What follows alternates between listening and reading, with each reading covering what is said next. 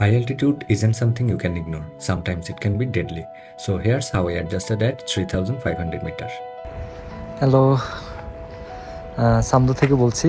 আজকে সকাল প্রায় 9টায় আমরা হচ্ছে যে সামাগাঁও থেকে রওনা দিই হচ্ছে সামদুর উদ্দেশ্যে। তো প্রায় 3 ঘন্টা ট্রেকিং শেষে আমরা পৌঁছাই হচ্ছে এই সামদুতে। তো সামদুতে এসে আমরা এই হোটেলটাতে উঠি। এখানে কয়েকটা জিনিস একটু বলি। যখনই আপনারা এখানে কেউ আসবেন তখন লোয়ার অ্যালটিটিউডগুলিতে খুব একটা মেনটেন না করলেও যখন হাই অ্যালটিটিউডে আসবেন তখন এই জিনিসগুলি মেনটেন করবেন। যেমন গতকালকে আমরা ছিলাম সামাগাঁওতে।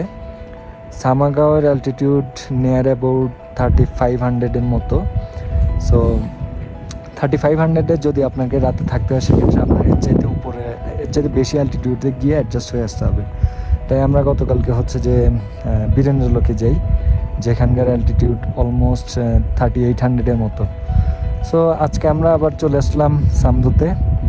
এখানকার অ্যালটিটিউড হচ্ছে প্রায় 3800-এর মতো। সো এখানে আমরা অ্যাডজাস্ট হওয়ার জন্য আমরা আরেকটু উপরে যাই, আরেকটু বেশি অ্যালটিটিউডে যাই। আমি সেই জিনিসটা একটু দেখাই। এই যে পিছনে যে এই যে এই পাহাড়টার অ্যালটিটিউড প্রায় হচ্ছে যে 4000-এর মতো। সো আমরা সামদুতে এসেই হচ্ছে যে আগে হাই অ্যালটিটিউডে ঘুরে আসি, যাতে হচ্ছে যে আমাদের রাতে এই সামদুতে থাকতে কোনো প্রবলেম না হয়। সো এই জিনিসগুলি অলওয়েজ মেনটেন করার চেষ্টা করবেন, কারণ এই জিনিসগুলি কখনো কখনো অনেক ডেডলি হয়ে যায়।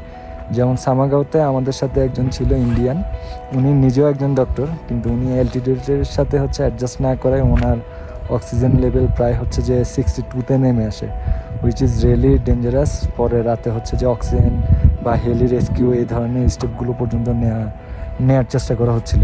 তো যাই হোক, আপনারা যারাই পরে আসবেন এই জিনিসগুলি খেয়াল রাখবেন।